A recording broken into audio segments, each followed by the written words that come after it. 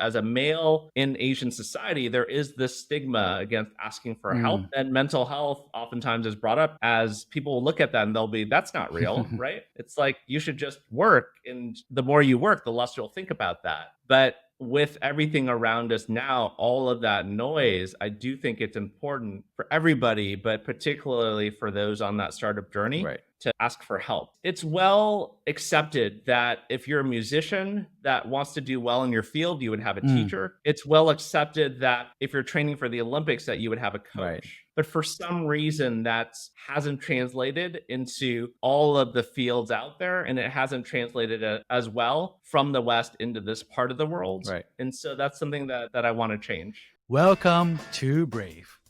Learn from Southeast Asia's best tech leaders. Build the future, learn from our past, and stay human in between. No BS on success.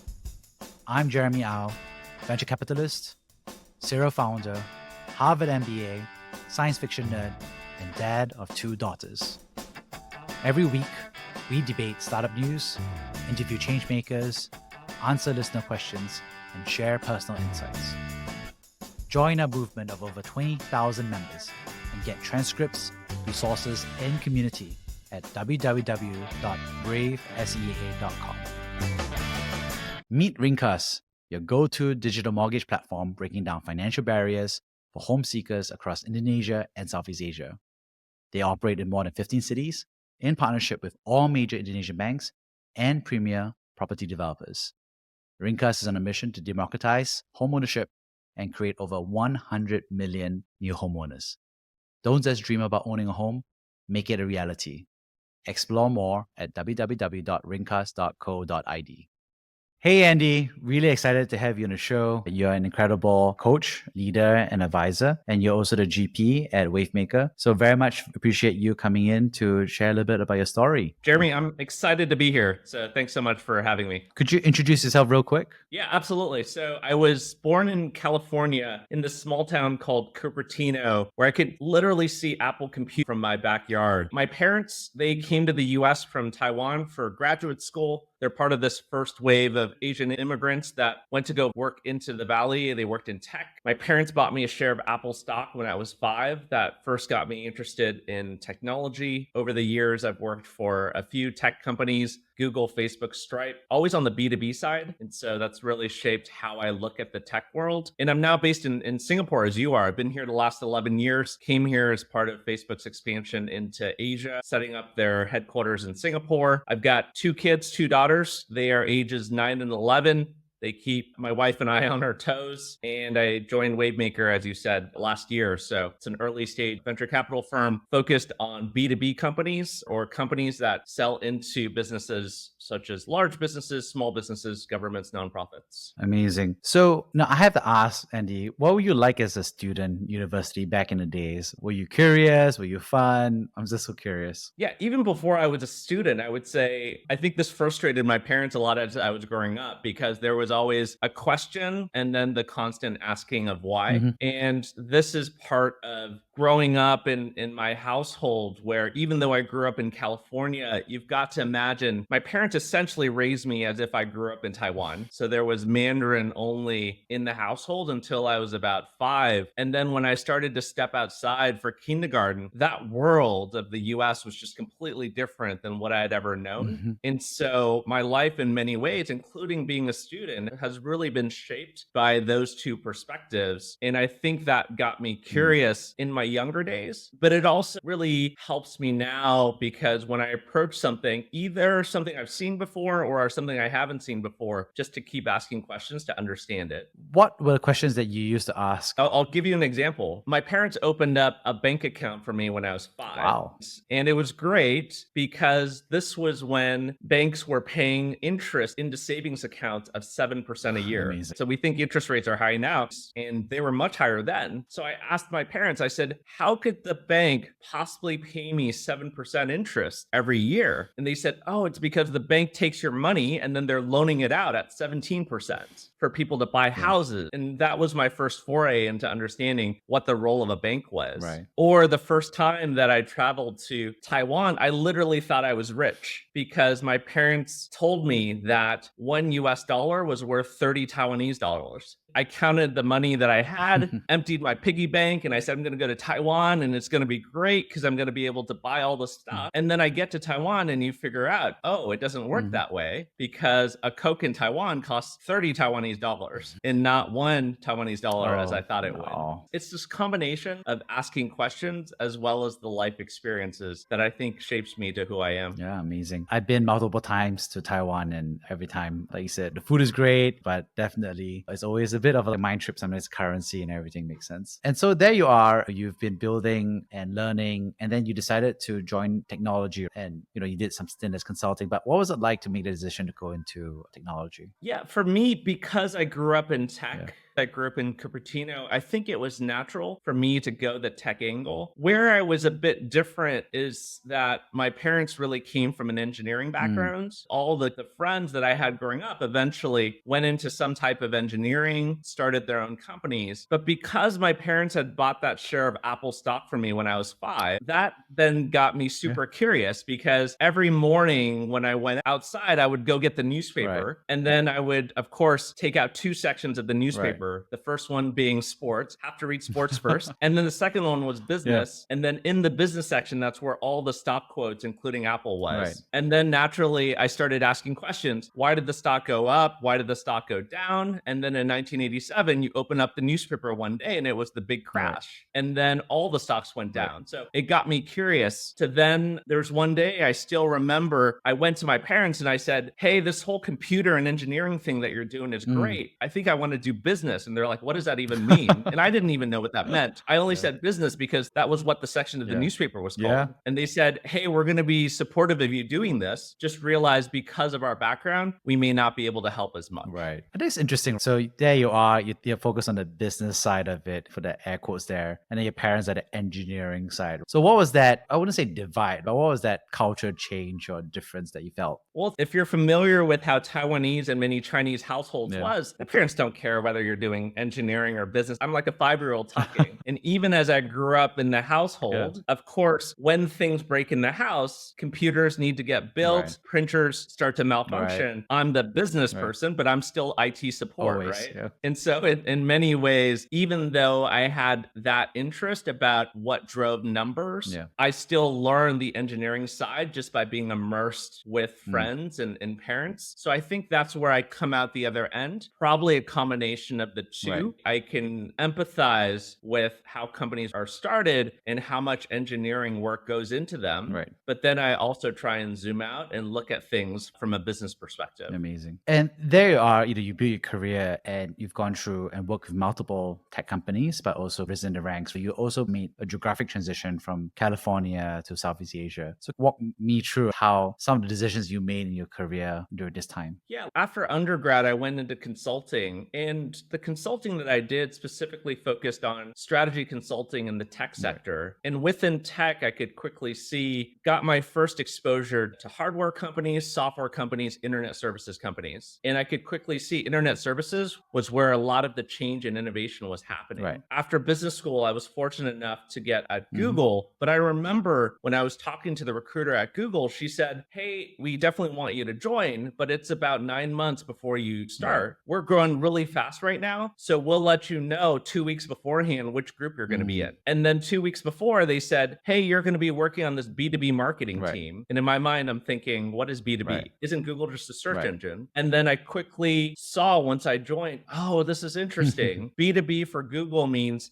how do you bring new advertisers onto the platform? And then this is how companies like Google make their revenue, the margins, and the profit that got me really hooked Right. on B2B. Right. From there, then I joined Facebook when it was a much smaller company. Right.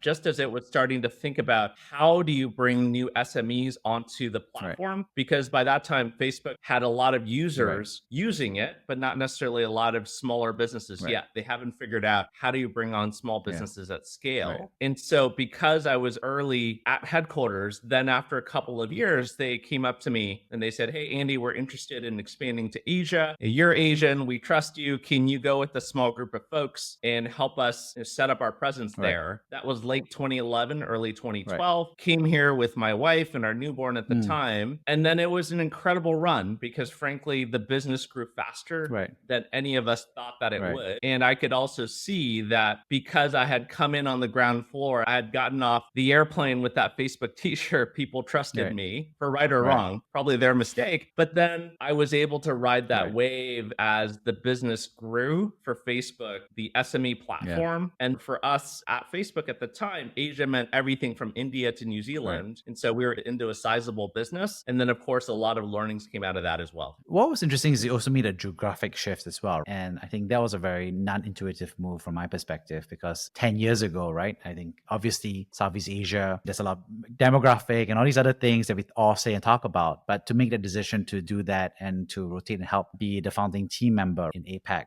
can you walk us through a little bit about what you were thinking about that? Yeah, this is probably one of the lessons that I've had over time, because prior to that, I had had a couple of opportunities and I had in my mind overestimated the amount of risk. And this is what I mean. When my parents first came to the US from Taiwan, their parents would have given them a little bit of money to pay for the plane ticket. And then my parents would have gone to the US and had to send money home, right? And so for me, that is real risk, because if you go to this new geography and things don't work, you're really stuck. You have to make it work. And I think because I had seen my parents go through all of that effort, I had associated risk in those terms rather than thinking about different safety nets that were created over time. When I was working at Google, there was an opportunity to Latin America. When I was deciding whether to join Facebook, initially it was a hard decision because Google was a great job. And then when I finally got my head around the fact that if you do right by the people that you work with, there's always going to be some sort of safety net, and they'll always be supportive of you going back. When I finally realized that and was able to assess risk correctly, then that made it much easier for me to do things like work at new geographies or even change companies, knowing that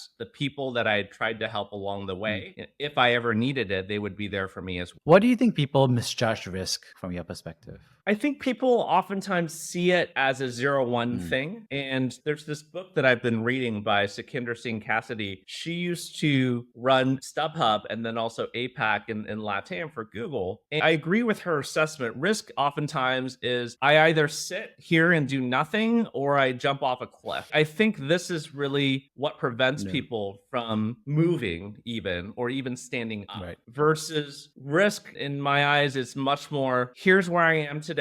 Here's where I want to grow. Here's where I could be. Here are a few things that I can test along the way so that at some point, if I decide to take an alternate path, it won't be this leap of blind faith, but I'll already know. It won't be 100% safe because that goes against this definition of risk, but at least I'll have an idea. And I think it's because people often see risk as being 0-1 that appropriately they say, well, I'm not doing that. I'm not going to jump off a cliff from where I am today. So I'm not going to do anything then. I'm going to stay comfortable. So you've gone through that set of decisions about understanding risk and you made that set of decisions. How else do you think it has shown up in your life? I would say in terms of a key part for me was even making the decision at some point to leave and set up a business of my own, angel investing, as well as starting to coach startup founders on all of the things that I would have learned from previous companies. Because on paper, that decision doesn't make much sense.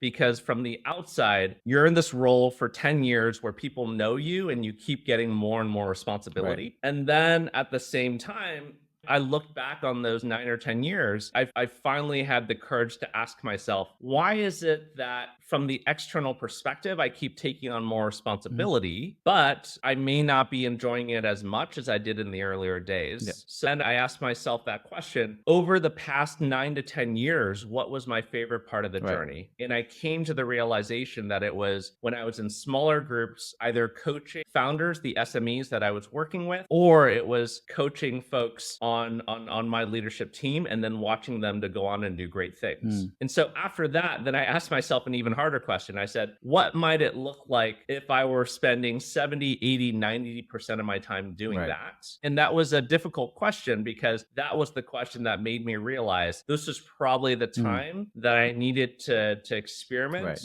and try and create that career for myself if it didn't exist in the company. And again, using that risk assessment that we talked about earlier, if I'm wrong, then I would just jump back in and go back to what I was Right. doing. But what if I'm right? What if I'm right that this is an area that I both enjoy and where people think that my strengths are? Right. If I'm right, this could really be the beginning of a new 10 to 20 year career. And so I did take that jump, and it's led me down a path where now it's incredible. I get to work every day with founders building amazing companies. Right. And what's interesting is that you actually taken the time out to build that coaching certification as well, to learn that deliberate practice. I think coaching is something that a lot of folks say they do. A lot of people say that they advise and so forth, right? Everybody gives advice, everybody gets advice. So I'm just so curious that as you put down this structured practice to learn and get certified and dive deeper into it and master into it, what have been some lessons or changes in behavior that you had to make, or some insights that you had to learn in order to step up to that different level? Yeah, as I think about coaching founders in the startup ecosystem, I think it starts from this place. Founding a company, working at a startup, it's a pretty lonely path. Right. Most of the startups that we back, it's a difficult process. It may not work out. And there's a lot of stress associated with it in terms of people, in terms of managing your costs. And you may feel that there's not a lot of people that you can talk to. And then add on to that, oftentimes being a male or even being in Asia, there's even more of a stigma to asking for help. And so for me, I said, how in the same way that I've benefited, and 10 years ago, I made a call that even though things look great on the outside, I felt like I needed a coach. And so I asked for help. And I said, what might it look like if I could provide a level of support to the founders when they needed it, and that I could be their first call or first text when things go right or when they go wrong. And I said, there's so many people like me out there, so many people on that founder journey. That was an investment that I was willing to make. And probably the part of that journey that surprised me the most was that I ended up a very changed person. And maybe that's intuitive to most folks as you go through the training to become a coach, that of course you would have to ask yourself those same hard questions that you're about to ask your clients. For some reason, I hadn't thought so much of it. And so to then ask myself those probing questions and having to reflect, then really helped me validate that I was in the right space working with the right people. That is ironic. I'm so curious. What are some questions that you were practicing or mastering to ask that you ended up asking of yourself? Questions such as, where should I be spending my time? How do I find the intersection of what other folks say that I'm good at and what I enjoy? Because oftentimes in Chinese and Asian society, we're brought up not thinking about how much we enjoy something, but purely based off of how we're performing off of it. Because especially if you look at newer immigrants, you're not thinking about what you aspire to be at all. You're just thinking about taking whatever job to put money on the table. So it's super practical. And so then how it applied to me was, once I started asking myself those questions, making sure that I was spending my time doing the things that I enjoyed, as well as where founders said I was helping them the most. And then where this then translates into my conversations with founders and startups is, each one of them is coming from a particular space of strength as well as enjoyment, and then encouraging them as founders to then surround themselves with the right people so that they bring on other strengths or even complement the strengths that they have, but potentially in areas that they enjoy less. Because to me, especially in the early days, with how lonely a journey it is for those founders, if they can build that team, that's really where it's going to make the difference. On reflection, how do you think founders balance versus the loneliness of being the first to found something versus the tension of building the team that actually works, right? What advice have you normally given, or what mistakes have you normally seen that could happen along the way? Yeah, the types of founders we work with at Wavemaker, it's very early stage. Right. So some of these companies, one or two founders, co-founders, oftentimes there's not much revenue as well. And so we want to be the ones to step forward and take risks along with the founders to say, hey, we believe in your vision. And frankly, these are risks that a lot of investors are not willing to take, but we do want to step up to be that partner. And for us, it's all about letting founders know we believe in their vision and let's work together towards this. Right. And this is where me coming over to the VC side a year ago really reflects my background as a tech operator, but also as a coach, because I want to be there. I want to be that first call or first text, either when things go right or things go wrong. I'll tell you a quick story. When I was first coaching, I had brought on a number of clients, and I realized that the busiest part of my day, the busiest part of my week was something that I didn't expect at all. It was around Saturdays or Sundays around 9 p.m. And so I would get this text from a founder, and it would say, hey, do you have 5 minutes to talk? I said, sure. And those 5 minutes would then turn into 90 minutes. And this started to happen from different founders over different weekends. And then I asked myself, why is it always Saturday or Sunday at 9 p.m.? And I came to the realization it's because this is finally when founders don't have meetings and they're still working on the business because they're on all the time. But this is when they start to worry. They start to worry about their employees, about hiring, about their families, about the funding. And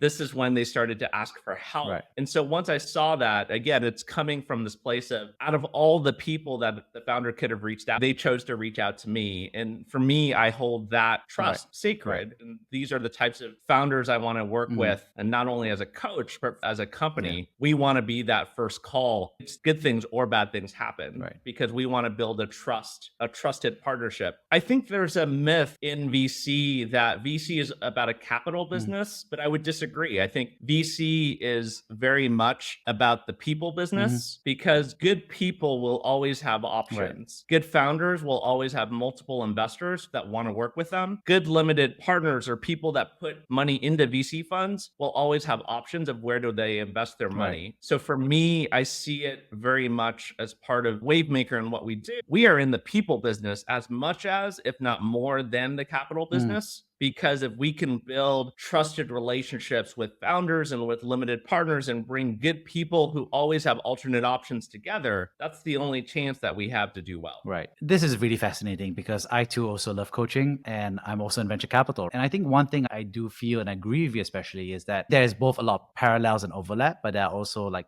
dissonance as well in terms of the role. And where I agree with you is that I was an early stage founder. I was a newbie, a noob, as I would normally say. Right. And I got a lot of help from some great VCs who had that coaching relationship with me, and I had good trust, and then we kind of walked through a lot of stuff together. And I grew a lot during that time. So I think there's definitely something to be said about great investors who are great coaches as well. But I think from personal experience, also from the experiences of others, there are also VCs that are not coaches. And I think that's a totally viable investment strategy, actually, from a capital allocation perspective, from a returns perspective. So I think there's that dynamic where I'm kind of curious from your perspective. When you look at it, in what areas, if you're a founder, would you trust and be able to have that coaching relationship with VC? And what areas perhaps should a founder be more cautious about what that relationship is with their VC? Yeah. As a founder, and let's be clear, I've never been a founder. I've only worked with earlier stage companies. I think both capital as well as mentorship or coaching is important. And that's why I do think a VC firm needs both as well. Having a bunch of coaches, but no capital isn't going to work, and it's not that sustainable. So in the example that you gave earlier, if you have VC firms that have a ton of capital to pour into founders, I think that only works for so long, because my hypothesis is that if you're going to be a VC firm that delivers the best returns for your limited partners, you're going to need to find the best founders. And why is it that the best founders will want to work with you? And so when capital was free, even 12 months ago, then you saw the founders taking capital from everywhere. But now that capital is not free, then it comes back to, okay, because capital is not free, this is not just about growing. This is also thinking about, how do you run a business? How do you build a sustainable team? How do you eventually create value as manifested by creating profits. Profits are a great sign that your customers value what you're offering and they're willing to pay more for it than what it cost you. So in this type of environment, which I would characterize as the normal, it's got to be some combination of people that can help you on the capital side, but also people that can help you on the business. And this is why even in VC, there's always this debate on whether a VC firm just with operators or with capital can make it. I think this is where even the firms need both. 100%. So as we double click on that, what areas of coaching do you feel that is most productive for VCs and founders to work together on? And what are areas that you feel like perhaps is something that a founder should get help from other domains in their life, relationships or networks or community or other coaches? This is where I'll say it depends. It depends a lot on the founder. It depends on the type of company. It depends on the type of business. One of the characteristics that we see from our best founders, we've backed about 200 of them over the last 11 years, is that they put as much time and effort into building out their organization as they do building out their business. And because one of the sectors that we invest in is deep tech, oftentimes you have these amazing founders with engineering PhDs who have created something world class, but they're not used to building teams or running companies. So we find that a lot of the coaching or the advisors that we bring in to help are about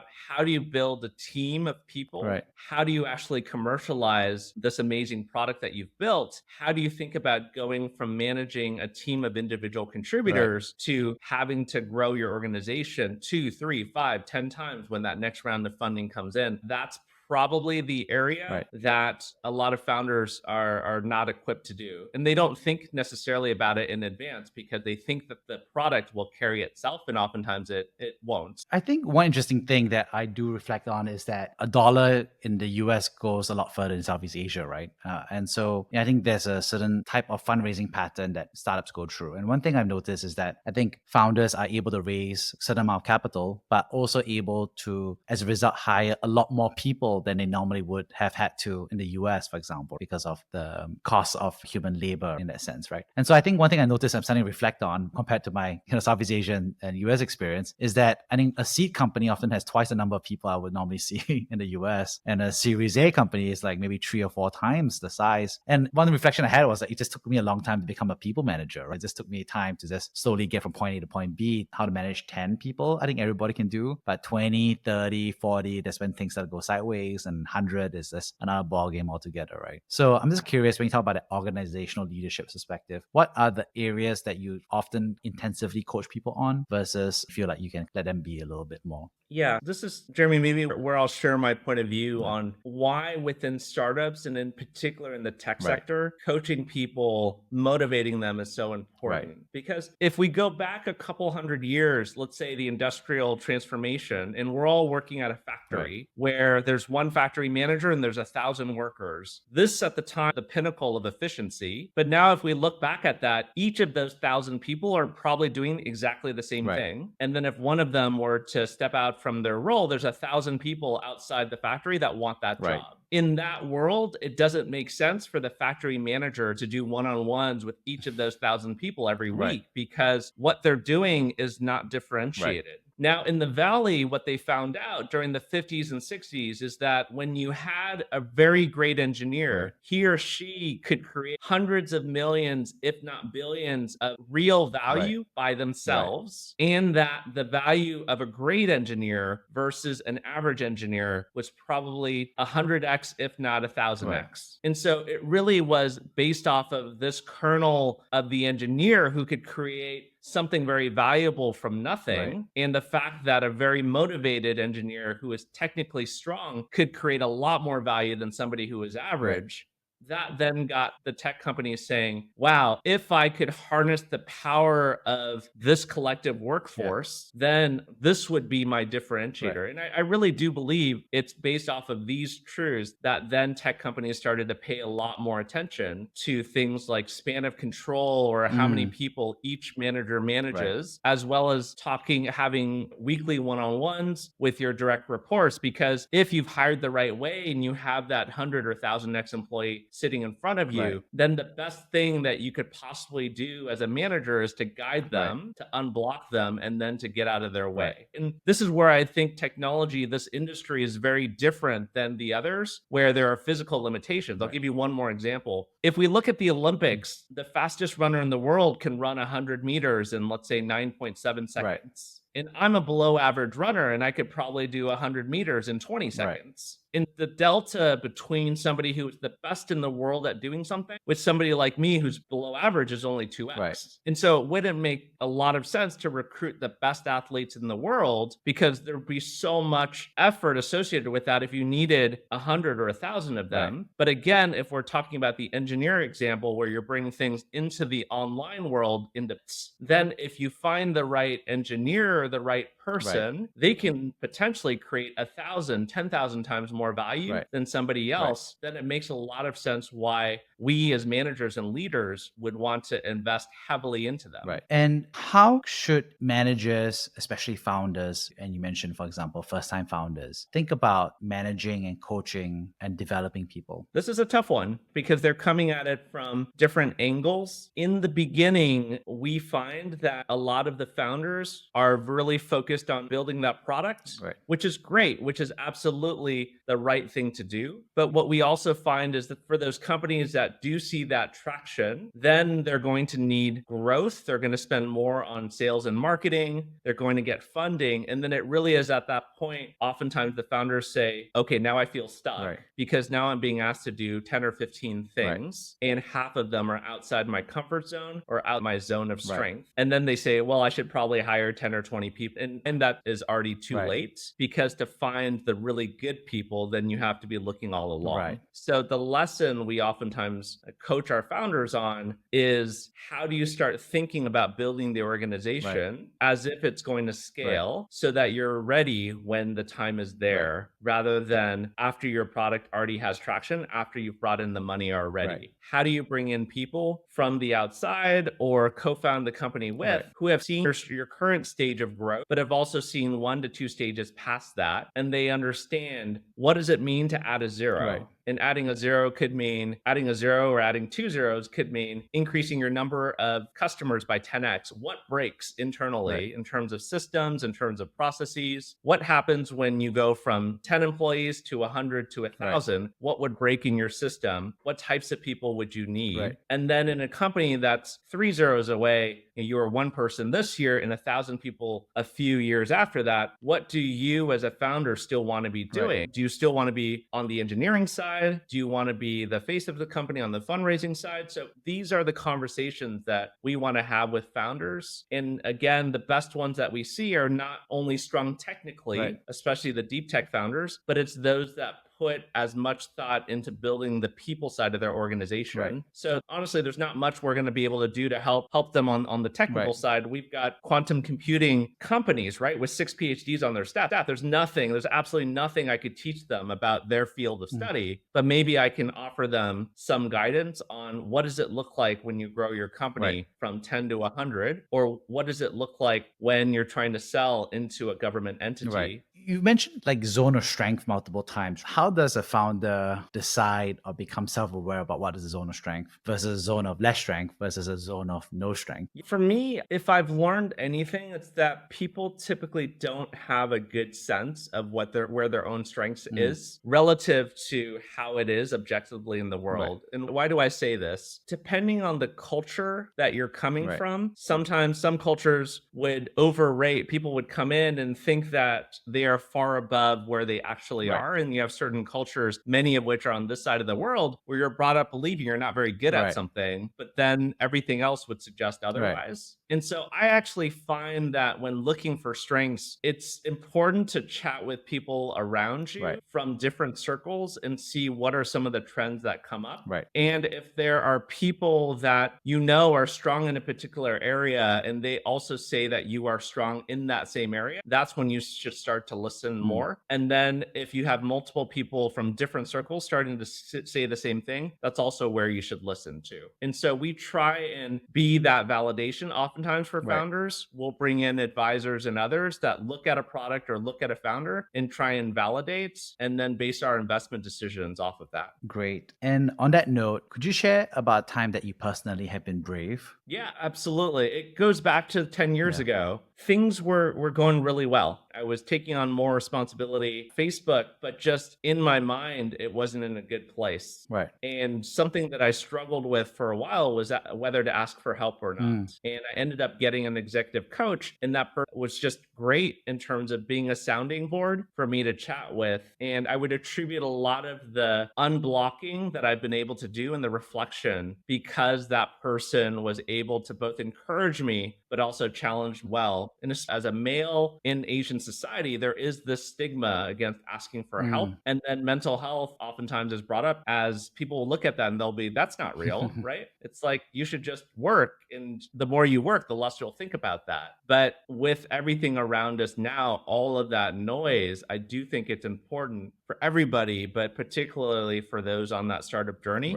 to ask for help. It's well accepted that if you're a musician that wants to do well in your field, you would have a teacher. It's well accepted that if you're training for the Olympics, that you would have a coach. But for some reason, that hasn't translated into all of the fields out there, and it hasn't translated as well from the West into this part of the world. And so that's something that I want to change. What's interesting is it's less about how to get help, but whether to ask for help. And I think that's an interesting thing. What prevents people from saying, I should get help versus I should not get help from your perspective? Yeah, I think sometimes it's about pride and ego. And then on the flip side, sometimes it's maybe related to that, but it's a sign of weakness in many ways if you're asking for help. We've all grown up or heard those stories of our friends where they'll wake up with a headache or they'll say, hey, my mind's not right today. And then as youngsters, we'll be told by our parents, oh, just study more, it'll go away. That's the best way to make stuff like this go away, right? And I think, again, the more traditional generations, they're just coming from a different place. Because when you're coming from a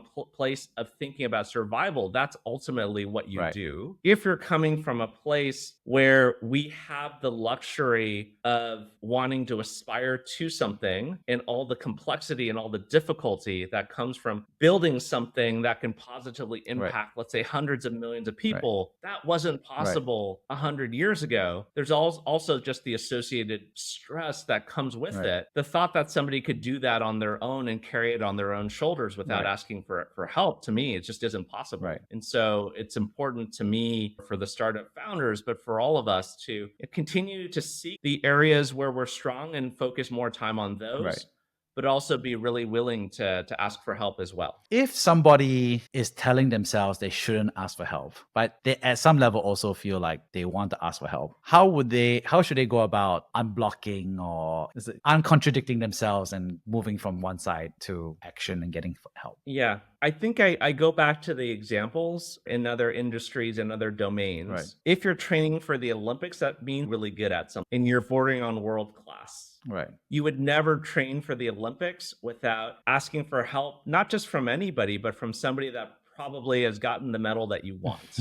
And so the more with ourselves that we can get away from this thought that when we ask for help, when we hire a coach or just get somebody to coach us, if we can get away from the stigma that we get a coach when something has gone wrong versus we get a coach when we're doing well and when something has gone right, I think that could really help the mindset sets and clear for people who need the help to get it. As you kind of take a step back, obviously you've done a lot, you've built a lot, you've learned a lot, and you also changed directions quite a few times, including geography. If you could go back, I don't know, 10 years in time, I guess when your kid was pretty young, 1 year old then. Is there any advice you would give yourself back then if you're catching coffee with that younger version of yourself? Yeah, I would honestly just tell myself not to be so scared. I would say when you're looking at risk today, a lot of those things that you think could go wrong, I was thinking a lot back then about what could go wrong. And part of that was how I grew up. But I wish I could go back and tell that person, what if it goes right? What are all of the possibilities that could be created? And this in many ways reflects how we interact with founders today rather than coming from a place of what if this goes wrong? We're early stage investors in Southeast Asia. It's all about imagination. So we're asking ourselves, yes, of course there are risks, but what if it goes right? How valuable could this company be to this society? And if I've learned anything over the past 10 or 11 years, we're having more world-class founders building amazing companies out of this industry. Just to highlight a few, we've got this company called Core Next. So Core with a Q. They're building picks and shovels for the AI industry. Right. Where we've got this company based out of Singapore, another one based out of Singapore called Portcast. They're building software to help shipping companies predict demand, right? So that companies like FedEx can then move the ships to those ports with higher demand. 10 years ago, I don't know if we would have been having the conversation that these types of hardware, software services, best in class, were being built in the region, but they are being built here today. And that's why, one of the reasons why, even though I was supposed to come to Singapore for 2 years and then go back to the US, at some point I said, no, I'm not going back. Because why would I go back to the US when so much of the innovation and so much of the growth in the startup ecosystem is happening now? I came out here because I wanted to see all that stuff. And now 10 years later, a lot of it has happened, but a lot more is to happen. And if I went back to the Valley today, I'm sure things would be fine. But I also think there's probably thousands of people that look like me with that type of experience. But then being here today, I do think because I've grown up in the Valley and been fortunate enough to see the startups here over the last 10 years, I've got empathy for some of the local problems, some of the local challenges, some of the cultural distinctions. But I also have ingrained in me what happens when people believe that a founder is capable of anything. That's the confidence that I see in founders now, almost that Silicon Valley mindset, where they're thinking about through a lens of imagination of what could go right. Wow. Amazing. That's a great way to wrap things up here. I'd love to summarize the three big takeaways I got from this. First of all, thank you so much for sharing about your early days, your early years as a student, about being curious, about having that bank balance open up at 5, having that Apple stock from a young age, and being able to see Apple from your home. I thought it was a really fascinating journey about what you learned in the early days, but also your curiosity about exchange rates and travel. But also, I think the early years about what it means to have that learning mindset. And I thought it was really fascinating to hear that navigation between technology, business, and all of that. So really fascinating conversation there. The second thing that I really enjoyed was actually hearing about your perspective on coaching. I think not just about what it is to coach startup founders and what startup founders should be coached on, but I think it's more interesting to hear about that personal journey of yourself, that you want to take on more coaching, that you took on the practice of coaching, that you got coached to be a coach, that you had to face up to those questions that you were asking other people, but you hadn't answered for yourself. So that's a really fascinating, I think, dynamic, right? And obviously we also went on to talk about the applications of that in the context of startups and founders and so forth. So I thought it was really interesting to hear that. Lastly, thank you so much for being so open about risk and the judgment of risk. Is it actually risky? Is it a binary risk between, like you said, sitting at home versus jumping off a cliff? But I thought it was fascinating to hear about it from a theoretical perspective, and also how you've seen it show up in the lives of the people you coach and the founders you work with. But also, I think it's interesting for you that this was the same advice that you would have given yourself 10 years ago, to be thoughtful about fear and risk and decisiveness. So thank you so much for coming on the show, Andy. Thank you for listening to Brave. If you enjoyed this episode, please share the podcast with your friends and colleagues. We would also appreciate you leaving a rating or review. Head over to www.bravesea.com for member content, resources, and community. Stay well and stay brave.